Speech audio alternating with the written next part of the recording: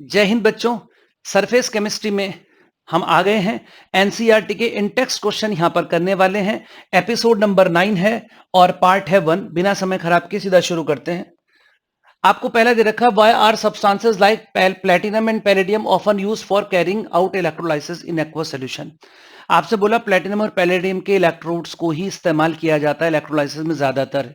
कारण ये inert electrodes होते हैं। इनर्ट इन द सेंस कि ये इलेक्ट्रोलाइट के जिस इलेक्ट्रोलाइट का आप इलेक्ट्रोलिसिस कर रहे हैं उसके किसी आयन से रिएक्शन नहीं करते। रिएक्शन कैसे करते हैं जी? ऑक्सीडाइज होकर करते हैं। ऑक्सीडाइज होने के लिए क्या चाहिए? ऑक्सीडेशन पोटेंशियल अच्छा चाहिए। अब अगर आप इनकी जगह पर आयरन के इलेक्ट्रोड्स लगा दो तो आयरन का ऑक्सीडेशन पोटेंशियल पॉजिटिव में होता है, +0.44 वोल्ट। इसका मतलब आयरन की ऑक्सीडाइज होने की टेंडेंसी है। अगर आप जिंक का इलेक्ट्रोड लगाओगे उसका इलेक्ट्रोड पोटेंशियल भी ऑक्सीडेशन पोटेंशियल प्लस में है। लेकिन पैलेडियम और प्लेटिनम जो मेटल्स हैं इनकी ऑक्सीडाइज होने की टेंडेंसी बहुत कम होती है या होती ही नहीं है। क्यों? चूंकि इनके ऑक्सीडेशन पोटेंशियल माइनस में होते हैं तो इनकी रिएक्टिविटी कम होती है, इसलिए इनका प्रयोग किया जाता है। PT and PD are used in electrolysis as they are inert metals and not attacked by the ions involved in the electrolysis। दूसरा पूछा गया था फिजिकल एड्सॉर्प्शन का जो हिसाब किताब है, वो बोल रहा है टेम्परेचर बढ़ाने से फिजिकल एड्सॉर्प्शन कम क्यों होता है। सीधा सीधा ली चैटल लीडर से आंसर ये रहा, सॉलिड। इसके गैस के पार्टिकल्स थे, इसके संपर्क में गैस के पार्टिकल्स इसके ऊपर बैठ गए, यहां पर चिपक गए। अब जब गैस के पार्टिकल्स के ऊपर चिपक गए तो यहां पर हीट निकलती है, फिनोमेना एक्सोथर्मिक है और हीट रिलीज हो रही है। और हमको मालूम है ली शटल प्रिंसिपल के अकॉर्डिंग कि अगर कभी किसी फिनोमेना में हीट रिलीज हो रही होती है, किसी प्रोसेस में हीट रिलीज हो रही होती है, तो हमको टेम्परेचर कम रखना चाहिए। सराउंडिंग का टेम्परेचर कम रखेंगे तभी तो सिस्टम अपने अंदर से हीट निकाल पाएगा। इसलिए आपको टेम्परेचर कम रखना पड़ेगा अगर आप फिजिकल एड्सॉर्प्शन कराना चाहते हैं। तो अगर ज्यादा रखोगे तो ये एड्सॉर्ब्ड गैस भी इसकी सरफेस को छोड़ करके उड़ने लगेगी। इसलिए यहां पर जवाब में लिखा जाएगा, according to Le Chatelier principle, when temperature is raised equilibrium gets shifted in backward direction. This is why we have to keep temperature low during physical adsorption. अब देखो 5.3 पूछ रखा था, why are powder substances more effective adsorbents than their crystalline form. मतलब अगर आपको किसी adsorbent को इस्तेमाल करना है तो मोटे मोटे पीसेस की जगह पर आप उसे अगर बारीक पाउडर में फाइनली डिवाइडेड पाउडर बना लेंगे तो बहुत अच्छा रहेगा। कारण सरफेस एरिया का है। जितनी बड़ी सरफेस होगी उतना ज्यादा सब्सटेंस जो एड्सॉर्बेट है वो एड्सॉर्ब होगा, तो उसके लिए सरफेस एरिया ज्यादा चाहिए। देखो होता क्या है, मैं यहां लिख दिया है पूरा, इसको देख सकते हैं। Powdered form of adsorbent provides more surface area for adsorption in comparison to crystalline form. In powdered form, number of free valencies on the surface of adsorbent increases. अब ज्यादा एड्सॉर्प्शन होता क्यों है? क्योंकि जब हम पाउडर फॉर्म में ले आते हैं तो एक्टिव साइट्स यानी कि फ्री वैलेंसीज सरफेस पर बढ़ जाती है। कैसे बढ़ जाती है देख सकते हैं यहाँ पर। ये निकल ले रखा, मान लीजिए मैं निकल के ऊपर 1 2 3 4 5 6 7 8, आपको 8 फ्री वैलेंसीज दिख रही होंगी। सिंबॉलिक डायग्राम में अपनी बात रखने के लिए यहाँ पर आपको 8 फ्री वैलेंसीज दिख रही होंगी। तो यहाँ पर 8 फ्री वैलेंसीज है। माना आपने उसको पीस दिया, थोड़ा सा इसको टुकड़े कर दिया आपने इसके, थोड़ा सा आपने इसके टुकड़े कर दिए। माना आपने इसको यहाँ पर यहाँ से क्रैक लगा दिया, तो तोड़ोगे तो इसको 2 पीस हो गए। अभी ऐसे ऐसे 2 बन गए यहाँ पर। अब अगर आप देखोगे तो आपको यहाँ पर 4 3 और 3 6 का दुगना कर दीजिए, कितने हो गए ये हो गए यहाँ पर 12 फ्री वैलेंसीज हो गई। अब अगर आप इसको फिर से यहाँ से बीच में से ब्रेक कर दिए, यहाँ से तोड़ दीजिए, अब और फाइनली डिवाइडेड हो गया, तो आप देख रहे होंगे 4 × 4 16 फ्री वैलेंसीज हो गए। तो ज्यादा आप उसको फाइनली डिवाइडेड फॉर्म में लाओगे, फ्री वैलेंसीज बढ़ती हैं। फ्री वैलेंसीज बढ़ने का मतलब number of active site surface पर बढ़ती है, ज्यादा का ज्यादा एड्सॉर्ब होता है एड्सॉर्बेंट की सरफेस के ऊपर। Question number 4, why is it necessary to remove CO when ammonia is obtained by Haber's process. बहुत अच्छा सवाल है, इसका मैं काफी सारा डेटा के साथ आपको इसका जवाब देने वाला हूं। हेबर प्रोसेस की रिएक्शन होती है ये वाली, और इसमें Fe होता है कैटलिस्ट के फॉर्म में प्रेजेंट। अब Fe की बहुत ज्यादा स्ट्रॉन्ग एफिनिटी है CO गैस के साथ। अगर Fe को CO मिल जाए तो तुरंत ये वाला कॉम्प्लेक्स बना देता है। इसकी इतनी स्ट्रॉन्ग एफिनिटी क्यों है आप इसके इक्विलिब्रियम कांस्टेंट से देख सकते हैं। इसके इक्विलिब्रियम कांस्टेंट की वैल्यू है, यानी कि आयरन जब CO के साथ रिएक्शन कर रहा है तो इक्विलिब्रियम कांस्टेंट की वैल्यू है 1.2 10⁻7। अंदाज लगाइए कितनी बड़ी वैल्यू है वो। इसका मतलब FeCO के साथ इमीडिएटली कंबाइन होकर के FeCO5 बनाना चाहेगा। तो आपने Fe की तो सारी की सारी एक्टिव साइट्स खराब कर दी, जिसकी सरफेस पर आकर के N2 और H2 एड्सॉर्ब होकर फिर रिएक्शन करके अमोनिया बनाते, उसकी सरफेस तो आपने खराब कर दी, क्योंकि उसकी सरफेस में तो CO के साथ रिएक्शन करके पेंटा कार्बोनिल आयरन नाम का कॉम्प्लेक्स बना दिया। तो फिर ऐसे टाइम पर एक्टिव साइट्स कम हो जाएंगी और फिर यहाँ पर एड्सॉर्प्शन रिएक्टेंट्स का कम होगा, प्रोडक्ट कम बनेंगे। यानी कि यहाँ पर ये जो CO गैस है ये कैटालिटिक पॉइजन की तरह सर्व कर रही है। तो ये रहा यहाँ पर लिख रखा है, so CO serves as catalytic poison for Fe catalyst, और लिख रखा है so before the start of reaction we should remove it for better yield. ये इसका आंसर हो गया। अब जनाब अगर आप यहाँ पर देखेंगे क्वेश्चन नंबर 5 बहुत प्यारा क्वेश्चन है, और ये है ये रहा यहाँ पर question number 5, what is the ester hydrolysis slow, why is the ester hydrolysis slow in the beginning and become faster after some time. जो एस्टर का हाइड्रोलिसिस है शुरुआत में धीरे धीरे होता है और बाद में बहुत तेज होने लगता है, ऐसा क्यों? आइए देखते हैं। तो देखो एस्टर के हाइड्रोलिसिस की पहले आप रिएक्शन देखिए, ये एस्टर के हाइड्रोलिसिस की रिएक्शन चल रही है यहाँ पर, और एस्टर के हाइड्रोलिसिस की रिएक्शन में स्पेशली देखिए तो यहाँ पर फिजिकल स्टेट देखिए, लिक्विड लिक्विड लिक्विड, यानी कि होमोजेनियस कैटालिसिस की का एग्जांपल है।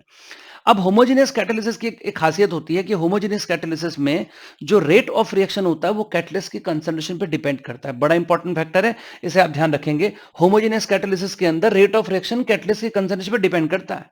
अगर कोई आपसे केमिकल काइनेटिक्स के अकॉर्डिंग इसका ऑर्डर पूछ ले, इसका ऑर्डर दो नहीं बोला जाएगा, ऑर्डर तो उसका एक ही है, क्योंकि ऑर्डर दिखा जाता है यहाँ पर, ये जो रिएजेंट्स होते हैं उनकी पावर देखी जाती है। तो एस्टर की पावर 1 है, यहाँ पर ऑर्डर तो एक ही बोलेंगे, कहीं आप 1 और 1 मिलाकर के 2 बोल दें। एचआईएन कैटलिस्ट है, वो तो होमोजीनियस कैटालिसिस के अंदर ऐसा होता है कि रेट ऑफ रिएक्शन जो होता है वो कैटलिस्ट की कंसंट्रेशन पे डिपेंड करता है। अब होता क्या है, रिएक्शन होगी, रिएक्शन आगे प्रोसीड होगी तो कार्बोक्सिलिक एसिड बनेगा, कार्बोक्सिलिक एसिड बनेगा तो कार्बोक्सिलिक एसिड भी टूट करके एचआईएन देने वाला है। तो जब वो टूट करके एचआईएन देने वाला है तो एचआईएन कंसंट्रेशन तो लगातार बढ़ती चली जाएगी, टाइम बीतता जाएगा, रिएक्शन प्रोसीड होती जाएगी, कार्बोक्सिलिक एसिड बनता जाएगा, वो अपने एचआईएन प्रोड्यूस करता जाएगा, वो एचआईएन यहाँ पर बढ़ते जाएंगे, रेट ऑफ रिएक्शन बढ़ने लगेगा। जब किसी रिएक्शन के अंदर कोई प्रोडक्ट एज अ कैटलिस्ट काम करने लगता है तो उसे हम ऑटो कैटलिस्ट बोलते हैं। तो इस जगह पर हम यहाँ पर इसको ऑटो कैटलिस्ट की भाषा में भी इसका उत्तर कर सकते हैं, लेकिन अच्छा जो प्रॉपर तरीका इसके आंसर लिखने का वो यही होना चाहिए। तो यहाँ पे लिख दिया गया है, rate of homogeneous catalysis also depends on the concentration of catalyst. See equation number 1 यहाँ दिखा दिया गया है। During hydrolysis ROH and RCOH are produced, RCOH gives HIN and increases HIN concentration, so from equation number 1 यानी कि वाले equation से rate of reaction increases with the passage of time, और in other words we can say that RCOH produced during hydrolysis serves as auto catalyst। अब यहाँ पर एक पीछे क्वेश्चन दे रखा था 5.6, मैं आपको दिखा देता हूँ, पहले उसका दर्शन कर लेते हैं। आओ भाई पहले अपने दर्शन करा लो। तो सवाल ये है, देखो, what is the role of desorption in process of catalysis. Catalysis के दौरान जब हेट्रोजीनियस कैटालिसिस करा रहे होते हैं तो वहां पर डिसॉर्प्शन का क्या महत्व है। हेट्रोजीनियस कैटालिसिस, जब हेट्रोजीनियस कैटालिसिस कंप्लीट हो जाता है तो जो रिएक्शन मिक्सचर होता है जो भी, उसको वहां पे हीट करना पड़ता है। कारण समझिए क्या है। अब हेट्रोजीनियस कैटालिसिस का यहाँ पर एक एग्जांपल पहले आपके सामने पेश किया गया, जरा उसे देखिए। इथेन की रिएक्शन H2 से हो रही है, निकल के प्रेजेंस में बन रहा है इथेन। अब ये निकल की सरफेस है, इसके ऊपर एक्टिव साइट्स हैं, सिंबॉलिक डायग्राम है, ठीक है। इसके ऊपर यहाँ पर एक्टिव साइट्स हैं। अब क्या हुआ, रिएक्टेंट मॉलिक्यूल्स आए, स्प्रेड हो गए कैटलिस्ट के सरफेस पर और एड्सॉर्ब हो गए, और एड्सॉर्ब होने के बाद ये एल्कीन और ये हाइड्रोजन इन्होंने आपस में रिएक्शन करी, एक दूसरे के बॉन्ड बॉन्ड तोड़ लिए, इन्होंने भी डबल बॉन्ड टूट करके सिंगल बॉन्ड, और दूसरा डॉटेड डॉटेड दिख रहा होगा आपको, ये डॉटेड का मतलब है कि बॉन्ड का डिसोसिएशन हो रहा है, और यहाँ पे डॉटेड का मतलब है कि CH2 और H के बीच में इंटरेक्शन हो रहा है और नए बॉन्ड्स बन भी रहे हैं, जिसे केमिकल काइनेटिक्स की भाषा में हम लोग ट्रांजिशन स्टेट कहते थे। अब यहाँ पर रिएक्शन हो गई, प्रोडक्ट बन गया। अब हो ये रहा है कि जो प्रोडक्ट बना हुआ है तो ये भी गैस ही, और ये गैस, ये जो रिएक्शन यहाँ पर चल रही है, ये गैस है, ये गैस है, ये गैस है। रिएक्शन होने के बाद जो प्रोडक्ट बना, ये प्रोडक्ट अभी भी कैटलिस्ट की सरफेस के ऊपर ही एडजॉर्ब्ड है, कैटलिस्ट की सरफेस से बाहर नहीं आ रहा।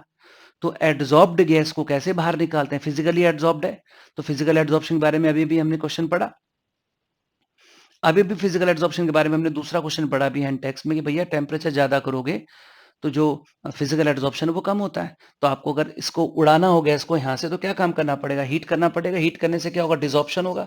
एडजॉर्ब्ड चीज अगर बाहर आने लगे तो हीट करने से डिसॉर्प्शन होगा, ये गैस यहाँ से निकल करके बाहर चली जाएगी और बाहर निकल करके बना देगी इथेन और साथ में बना देगी कैटलिस्ट को कर देगी फिर से फ्री।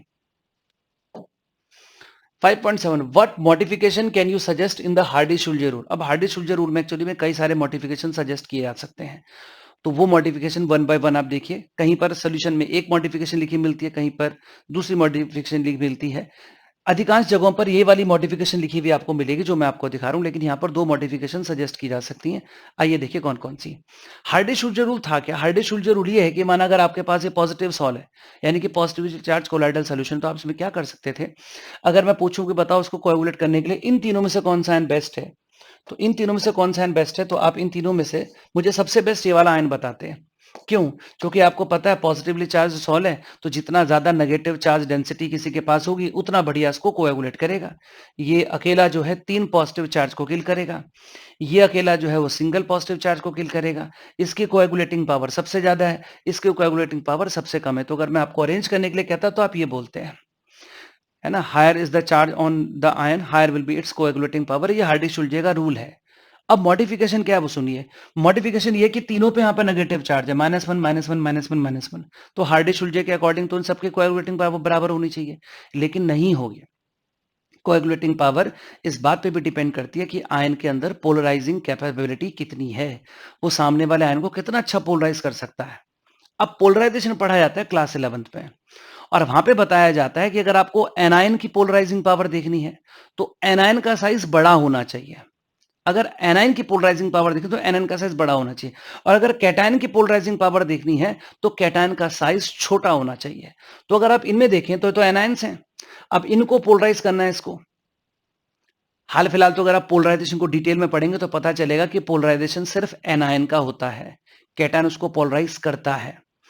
तो कौन से एनायन का अच्छा पोलराइजेशन होता है? जिस एनायन का साइज बड़ा हो। अब इन सब के ऊपर नेगेटिव चार्ज बराबर हैं, तो फिर साइज से चेक करेंगे तो इसकी पोलराइजिंग पावर जो है, इस आई नेगेटिव की जो पोलराइजिंग पावर है, ये इसका पोलराइजेशन सबसे ज्यादा होने वाला है। तो जब आप अरेंजमेंट करेंगे तो यहाँ पर अगर आपसे को पूछे कि भैया बताओ जरा इनमें से कि सबसे बढ़िया मतलब कोएगुलेटिंग एजेंट कौन सा, तो सबसे बेस्ट कोएगुलेटिंग एजेंट आई नेगेटिव है, क्योंकि इसका साइज सबसे बड़ा है इनमें। अभी भी आपके दिमाग में कंफ्यूजन होगा, सर अगर इन दोनों में पूछ लिया जाता तो ऑफ कोर्स मैं इसी में लगाता। हार्डी-शुल्ज़र रूल के अकॉर्डिंग तो हम पहले यही देखेंगे कि आयन में चार्ज कितना ज्यादा है। अगर दो आयन्स में चार्ज ज्यादा हो तो फिर उनकी पोलराइजिंग पावर चेक करनी चाहिए कि इनमें से पोलराइजिंग पावर किसकी अच्छी है। अब इसके साथ साथ एक मॉडिफिकेशन आप और सजेस्ट आपको किया जा सकता है, वो देखिए। अब अगर मैं आपसे पूछूं, देखो मैंने दोबारा भी पॉजिटिव सॉल्व ले रखा है, मैं पूछूं Cl नेगेटिव और सल्फेट आयन में से इनमें से किसकी पोलराइजिंग पावर ज्यादा होगी, तो ऑफ कोर्स आप बोलेंगे सर इसकी होगी, क्योंकि इसके ऊपर 2 नेगेटिव है तो इसकी पोलराइज करने की टेंडेंसी ज्यादा होगी, या इसकी कोएगुलेट करने की टेंडेंसी ज्यादा होगी। आपसे पूछूं इसको इसको कौन कोएगुलेट बढ़िया करेगा, तो आप बोलोगे जी इसकी सल्फेट आयन की कोएगुलेट टेंडेंसी ज्यादा होगी।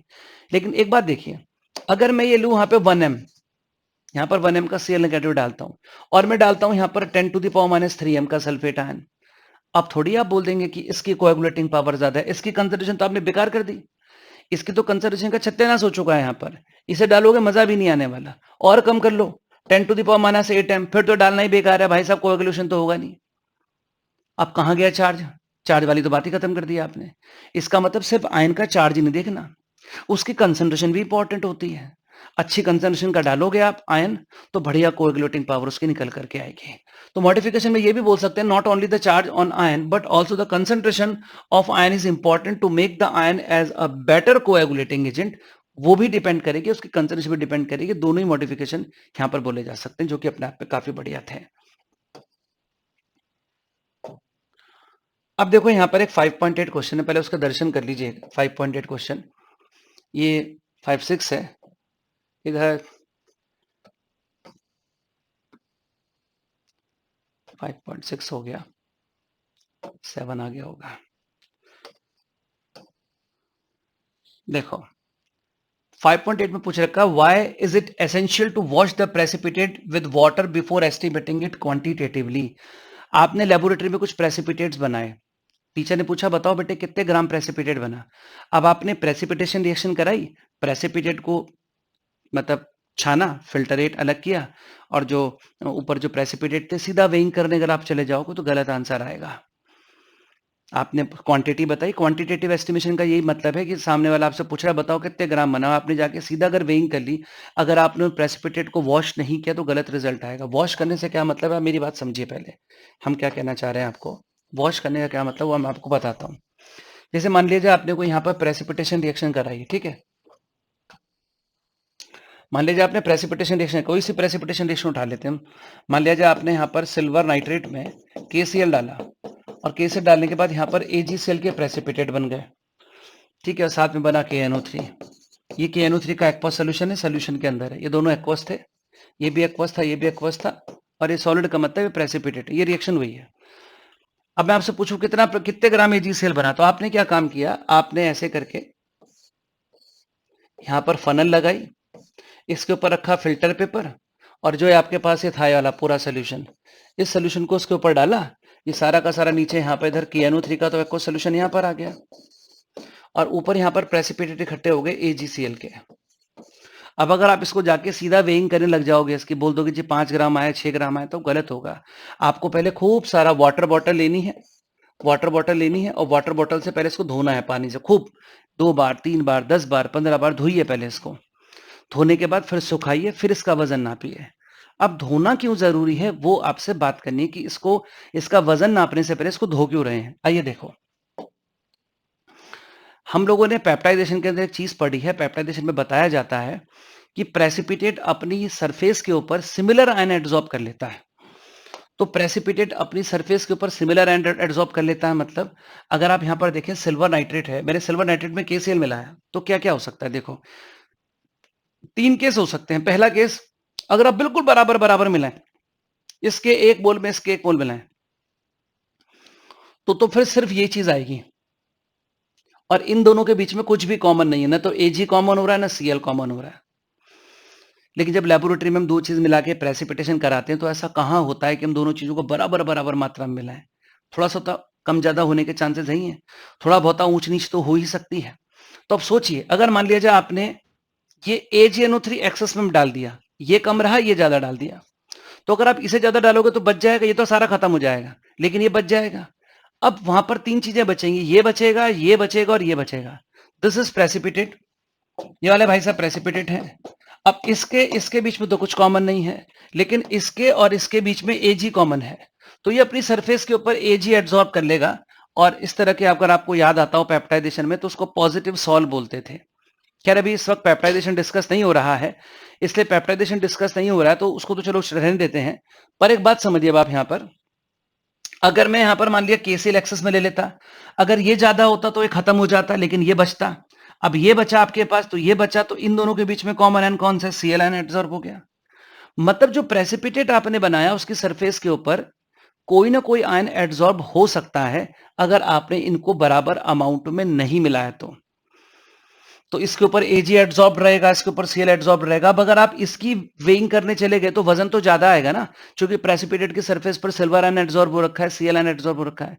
तो क्या करना चाहिए, वजन करने से पहले धोइए इसे, ताकि इसकी सरफेस के ऊपर जो एड्सॉर्ब्ड आयन है वो पानी के साथ निकल जाए बाहर, क्योंकि पानी को आयंस पसंद है, पानी पोलर रिएजेंट है, वो अपने साथ इन आयंस को, एड्सॉर्ब्ड आयन को यहां से रिमूव करने में सफल वो कर सकता है इस काम को।